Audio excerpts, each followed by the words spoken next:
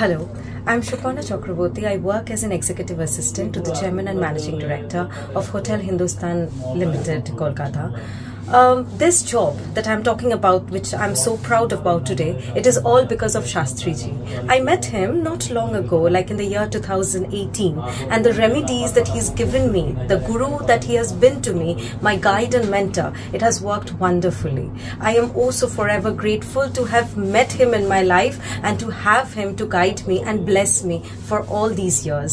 আপনারাও আসুন, আমি আমার তরফ থেকে বলতে পারি গুরুজির সান্নিধ্যে এলে আপনার জীবনের সমস্ত সমস্যা সমস্ত প্রতিকূলতা আপনি মোকাবিলা করতে পারবেন আর কিচ্ছু চাই না শুধু ওনার আশীর্বাদ চাই নমস্কার ভালো থাকবেন নমস্কার সকলকে প্রীতি শুভেচ্ছা অ্যাস্ট্রোলজার তপন শাস্ত্রী বলছি সামনে আসছে অমাবস্যা এই অমাবস্যাটা খুব একটা বড় যোগ আপনারা জানেন রটন্তিম অমাবস্যা শ্রীরামকৃষ্ণ মাকে কিন্তু রচনা করে পেয়েছিল এই অমাবস্যাতে শ্রীরামকৃষ্ণ মাকে রচনা করে পেয়েছিলেন মায়ের রূপ ভবতারিণীর রূপ চিন্তা করেছিলেন ভবতারের রানী রাসমণির স্বপ্নে যে তৈরি হয়েছিল দক্ষিণেশ্বর তার মায়ের রূপটা কিন্তু রটন্তিম অমাবস্যা এই অমাবস্যাতে কিন্তু শ্রীরামকৃষ্ণ মাকে সেই রূপটা বর্ণনা করে পেয়েছিলেন তারাপীঠে যে মূর্তিটা পাই সেটা কিন্তু অরিজিনাল মূর্তি না ওটা কিন্তু বামদেবের স্বপ্নায়িত কল্পিত বামদেব যে স্বপ্ন দেখেছিল যে তারামার যে রূপটা পাই সেটা সেরকম কিন্তু এই রটন্তিম অমাবস্যা কিন্তু বড় যোগ এই অমাবস্যা ভীষণ বড় একটা যোগ এই অমাবস্যায় অশুভ শক্তি নিধন হয় এই রটন্তিম অমাবস্যায় কিন্তু যদি আমরা কিছু কাজ করতে পারি সেটা কিন্তু ভীষণ ভালো যোগ তো আমি প্রতিবারেই চলে যাই কিন্তু তারাপীঠ এবারে আমি যাচ্ছি আমার যে মনমন্দির গৃহমন্দির আছে বেহালা সরকারহাটে ওখানে কিন্তু আমার পুজো পাঠ নিজের মন্দিরেই নিজের বাড়িতেই পুজো পাঠ হবে এবং আরেকটা বিশেষ দিন পড়েছে আমার যে মন্দির যে মনমন্দিরে আমি মাকে বসিয়েছিলাম প্রায় 30 বছর যাবতে সেই মন্দির কিন্তু আমি করে আসছি পুজো এবং 28 জানুয়ারি 30 বছর আগে 28 জানুয়ারি কিন্তু প্রতিষ্ঠা হয়েছিল আমার মা কালী তারা ভুবনেশ্বরী ছিন্নমস্ত বগলা ভৈরবী কমলা ষোড়শী মাতঙ্গী ধমাবতী দশমাবিদ্যা মূর্তি আছে আমার মা তারা বিরাজমান আছে অষ্টধাতুর এবং কোষ্ঠী পাথরের দক্ষিণা কালী আছে তার সঙ্গে শ্রীরামকৃষ্ণ শারদা মা এবং বড় মানে খুব সুন্দর করে প্রতিষ্ঠিত হয়েছিল সেই থেকে রামকৃষ্ণদেব শারদামা বিবেকানন্দ বামদেব লোকনাথ বাবা মন্দির দেখলে বোঝা যাবে সুন্দর তো এই মন্দিরে কিন্তু জাগ্রতরিষ্ঠ মন্দিরে আমি যা পুজো পাঠ যা কিছু এতদিন করে আসছি সেই মায়ের কিন্তু আদেশ এবং মায়ের কল্যাণেই কিন্তু মানুষের কল্যাণ হচ্ছে তো মা কল্যাণ করান আমাকে দিয়ে সেই মতোই কিন্তু বহু মানুষের আমি তন্ত্র জ্যোতিষের মধ্যে থেকে যাগযজ্ঞের মাধ্যমে মানুষের কল্যাণ সাধনা করে থাকি তো সেই মন্দির প্রতিষ্ঠা দিবস ওই দিন কিন্তু 28 জানুয়ারি দিনের বেলা আমার এখন মন্দির প্রতিষ্ঠা মায়ের সিঞ্চন মায়ের বোধন মায়ের সমস্ত কিছু নতুন করে মাকে আবার জাগ্রতরিষ্ঠ করে আমি প্রতি বছর পুজো পাঠ করি আর রাত্রেবেলা যেহেতু অমাবস্যা পড়ে গেছে রাত্রিবেলা কিন্তু অমাবস্যা বিহিত যে পুজো প্রতি মাসে করি সেটা কিন্তু পুজোটা হবে ভালো যোগ দুটো এই যোগে কিন্তু অশুভ শক্তি নিধন হবে 14ই মাঘ 28 জানুয়ারি 14ই মাঘ 28 জানুয়ারি মঙ্গলবার রাত্রি ওই দিন 7:31 পর কিন্তু অমাবস্যা পড়ছে 14ই মাঘ 28 জানুয়ারি মঙ্গলবার 7:31 পর অমাবস্যা পড়ে যাচ্ছে এবং সেটা কিন্তু 29 জানুয়ারি 15ই মাঘ সন্ধ্যা 6:50 পর্যন্ত থাকছে তার মানে 14ই মাঘ হচ্ছে 28 জানুয়ারি রাতেই কিন্তু রটন্তী কালিকা পুজো এই পুজোর একটা বিশেষ বৈশিষ্ট্য আছে এই পুজোতে এই দিনেই কিন্তু যেমন মা শ্রীরামকৃষ্ণ রচনা করে পেয়েছিলেন তাই মাকে রটন্তী অমাবস্যা বলি এবং এই দিনে কিন্তু এই যে আমাদের দশমাবিদ্যা আছে বগলামুখী যে বগলামুখী শত্রু নাশের দেবী সেই বগলা মার আবির্ভাব দিবস রাহুর আরাধ্য দেবী ছিন্নমস্তার আবির্ভাব দিবস মানে কত বড় যোগ যাদের শত্রু নাশ শত্রু জর্জরিত তাদের রটন্তী অমাবস্যায় যদি বগলামুখীর কিছু কাজ করা যায় তাদের কিন্তু ভীষণ ভালো হবে রোগ ভোগে জরাজীর্ণ হয়ে যাচ্ছেন আর রাহুর আরাধ্য দেবী কিন্তু মা ছিন্নমস্তা কিন্তু আমাদের সমস্ত রোগ ভোগকে হরণ করে নেয় সেই মা ছিন্নমস্তার পুজো করলে কিন্তু অসাধ্য সাধন হয় এই অমাবস্যায় তাই এই অমাবস্যাটা বিশেষ তাৎপর্যপূর্ণ অমাবস্যা এই অমাবস্যায় কিন্তু আবার এই সময় কিন্তু কুম্ভস্নান প্রয়াগে কুম্ভস্নানটা ভীষণ যোগ কুম্ভস্নান প্রয়াগে করে আসতে পারেন যদি আপনারা না যেতে পারেন এই দিনে বলছে সূর্য ঠিক ডুবছে উঠছে মানে ব্রহ্ম মুহূর্তে গঙ্গাতে গিয়ে যদি স্নান করে আসতে পারেন গো সহস্র মানে 1000টা গোদান করলে যে ফল হয় 7টা তীর্থস্থান ঘুরলে যে ফল হয় এই দিনে 28 জানুয়ারি সকালবেলায় অর্থাৎ ব্রহ্ম মুহূর্তে সূর্য ঠিক উঠছে সেই সময় যদি গঙ্গার ঘাটে গিয়ে স্নান করতে পারি, সেটা মহাকুম্ভ স্নানের সমান হয়। আপনারা এই দিন স্নান করুন। আমাদের ত্রিতাপ জ্বালা যন্ত্রণা সারা জীবন, যাতে পাপ যদি কিছু করে থাকি সেই পাপ কিন্তু খণ্ডন হয়ে যাবে, পাপ কিন্তু ধুয়ে যাবে এই স্নানের ফলে। আপনারা মৌনী স্নান করবেন, স্নানের সময় কথা বলবেন না। খুব ভালো একটা ফল এই দিন স্নানটা কিন্তু করুন। এবং এই দিনে বলছে বাড়ির বাইরের দিকে 14 প্রদীপ দিতে বলছে। এই রটন্ত মহোৎসব যদি বাড়ির বাইরে 14 প্রদীপ দেওয়া যায়, তাহলে যমরাজ প্রবেশ করতে পারবে না, বাড়িতে অঘটন ঘটবে না, বাস্তু দোষ কেটে যাবে। ঘিয়ের 14টা মাটির প্রদীপ বাড়ির দক্ষিণ দিকে এটাকে প্রদান করুন, খুব ভালো হবে। বাড়ির দক্ষিণ দিকে 14টা প্রদীপ পরপর জ্বালিয়ে নেবেন। প্রদীপ যখন জ্বালাবেন নিচে একটু গোবর নিয়ে গোবরের মধ্যে প্রদীপটা রাখবেন, এমনি তুলোর সলতেটা দেবেন, মাটির প্রদীপে ঘি দেবেন, ঘি দিয়ে প্রদীপটা জ্বালিয়ে দেবেন। কখন জ্বালাবেন? 7:50 পর, 28শে জানুয়ারি 7:50 পর, 7:50 থেকে 8:30 মধ্যে এই প্রদীপটা জ্বালান। দেখবেন বাড়িতে অশুভ দোষটা কেটে যাবে, খুব ভালো কিন্তু কাজ পাওয়া যাবে। তো আমি বারবার বলে থাকি, যজ্ঞ আমাদের পাপের ভাগ কমিয়ে দেয়। যজ্ঞ আমাদের কিন্তু ভগবানের কাছাকাছি নিয়ে যেতে সাহায্য করে। প্রকৃত মূল মন্ত্র হওয়ার, নিজেকে শুদ্ধিকরণের একটাই মাত্র মাধ্যম কলিতে বলছে যজ্ঞ। যজ্ঞ আমাদের কিন্তু ভগবানের কাছাকাছি নিয়ে যেতে সাহায্য করে। এই যে আমরা যজ্ঞ করব, ঘি, বেলকাঠ, আগুন, এই যে যজ্ঞের স্থন্ডিলটা, ওটাকে বারবার যজ্ঞের আগে এগুলো বলে থাকি আপনাদের। অনেকে বলে শাস্ত্রী খুব ভালো ব্যাখ্যা দিচ্ছেন যজ্ঞটা কি। আমাদের যজ্ঞ কুণ্ডলিটা, এটা বলছি হচ্ছে সংসার। আমরা প্রতিদিন যে কাজকর্ম করছি এটা কিন্তু তন্ত্র। দেহ থেকে যেটা ত্রাণ পাওয়া যায় সেটাই তন্ত্র, মন থেকে যেটা ত্রাণ পাওয়া যায় সেটা মন্ত্র। মন্ত্র এবং তন্ত্রের মাধ্যমে কিন্তু আমাদের দেহ শুদ্ধিকরণ হয়, আর কোনো শুদ্ধিকরণ না। মন্ত্র মননা ত্রায়তীর্থী মন্ত্র, মন্ত্র পাঠ করলে মনের ত্রাণ কিন্তু মেটে। প্রত্যেকের উদ্দেশ্যে বলবো, একটু মন্ত্র পাঠ করুন সকালবেলা উঠে, গীতা পাঠ করুন সকালে, দেখবেন শান্তি শান্তি শান্তি।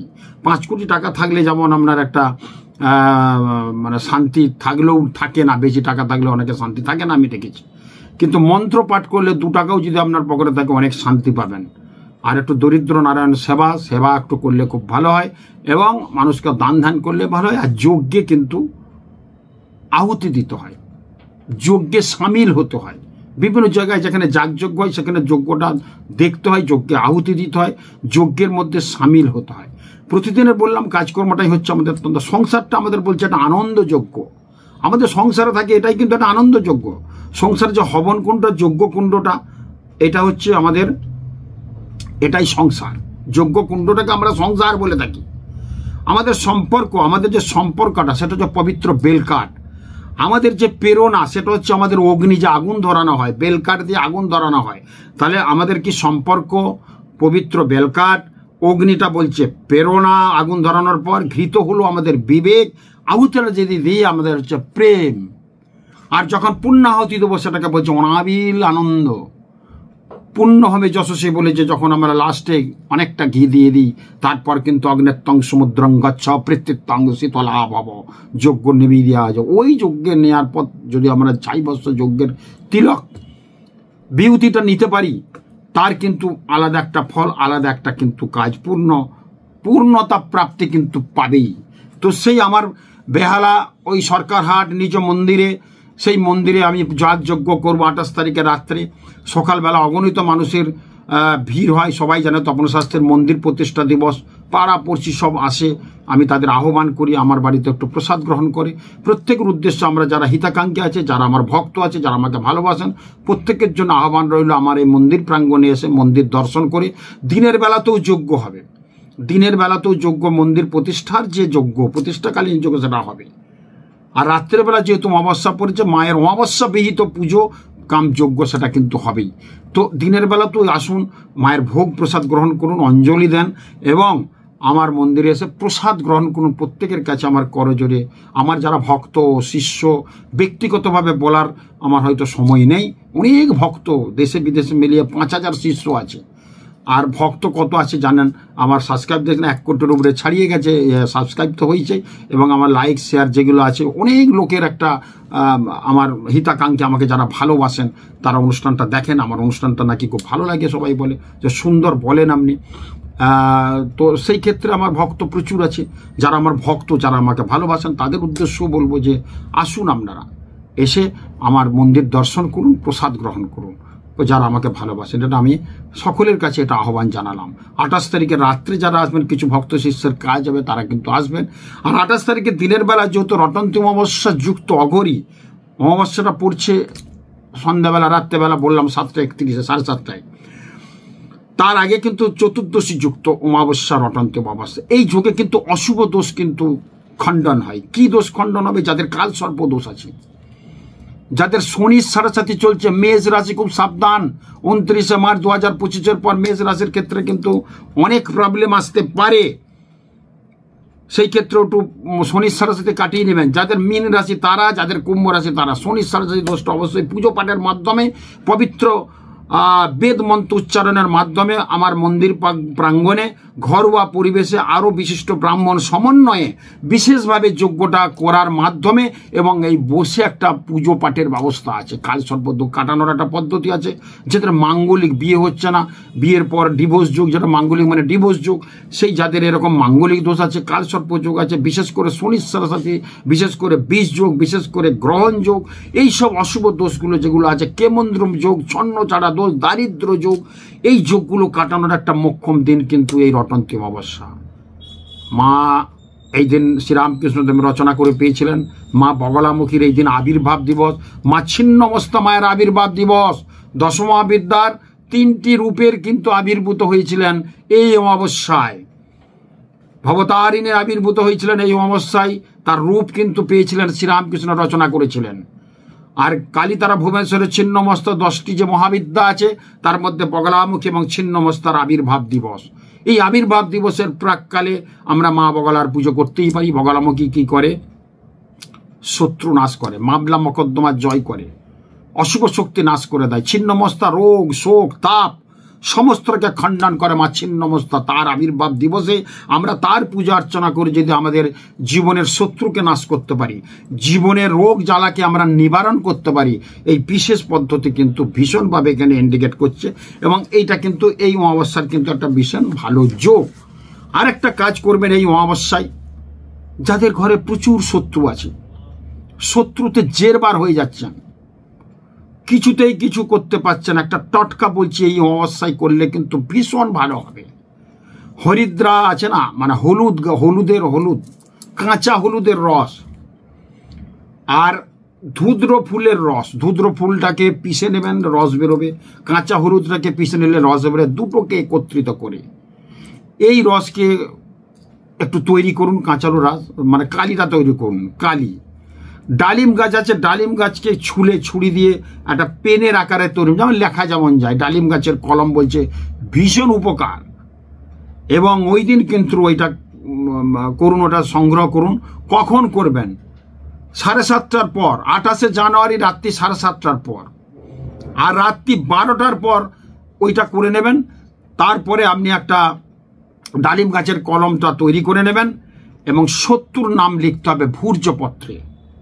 ভূর্জপত্র পাওয়া যায় দোকানে, দেখবেন দশকর্মা দোকানে পেয়ে যাবেন। ভোজ গাছের ছাল, সীতা যখন বনবাসে ছিল ভোজ গাছের ছাল পরিধান করতো, খুব পবিত্র একটা ছাল ভোজ গাছ, আমরা ভালো বাংলায় বলি ভূর্জপত্র। দোকানে দশকর্মা দোকানে ভূর্জপত্র পাওয়া যায়। 4 কোণে একটা তাস, যেমন হয় তাস খেলি, তাসের মতো আকারে একটা করে নেবেন, একটু 4 কোণে হবে কিন্তু লম্বাটা হবে, তাসের আকারে, তাস যে আকার সেই আকারে ভূর্জপত্রটা নেবেন, নিয়ে শত্রুর নাম লিখবেন। কি দিয়ে? হরিদ্রা মানে হলুদ রস, ধুদ্র ফুলের রস একসঙ্গে গুলে ডালিম গাছের কলম দিয়ে সেই শত্রুর নাম কিন্তু লিখবেন। যতগুলি শত্রু আছে, সে 1 2 3 হতে পারে, শত্রু ওই কালি দিয়ে লিখতে হবে।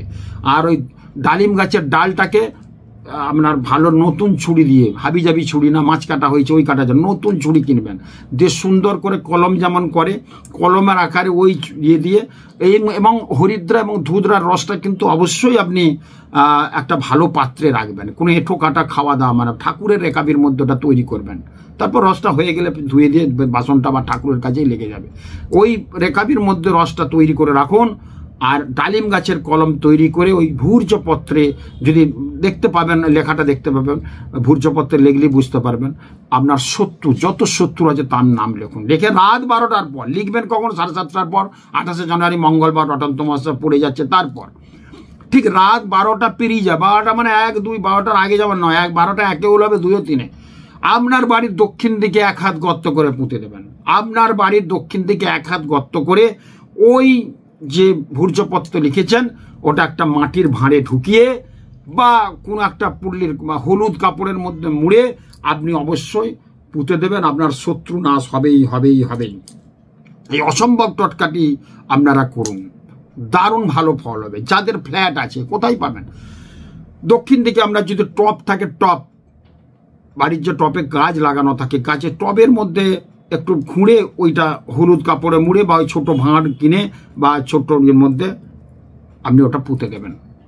টবের মধ্যে পুঁততে পারেন, খুব ভালো হবে।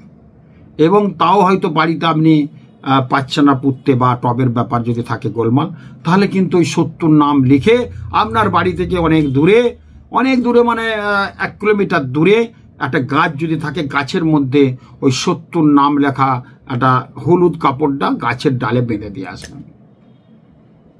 সবচেয়ে ভালো হয় বাড়ির নিজের বাড়িতে দক্ষিণ দিকে 1 হাত গর্ত করে পুঁতবেন। এতে কি হবে? ঘরের শত্রুটা নাশ হবে, বাইরের শত্রু নাশ হবে। আর যদি আমি গাছের গোড়ায় দিন, মানে গাছেতে 1 হাত মানে 1 কিলোমিটার দূরে বা ½ কিলোমিটার দূরে গাছে বেঁধে দিয়ে আসতে হবে, তাহলে আপনার বহিঃশত্রুটা কিন্তু অনেক শেষ হয়ে যাবে, শত্রু নাশ হবে। এই কাজটা করুন। আর সবার কি আহ্বান জানাচ্ছি, রটন্তে অমাবস্যা। খুব ভালো থাকুন, নমস্কার, খুব ভালো থাকুন।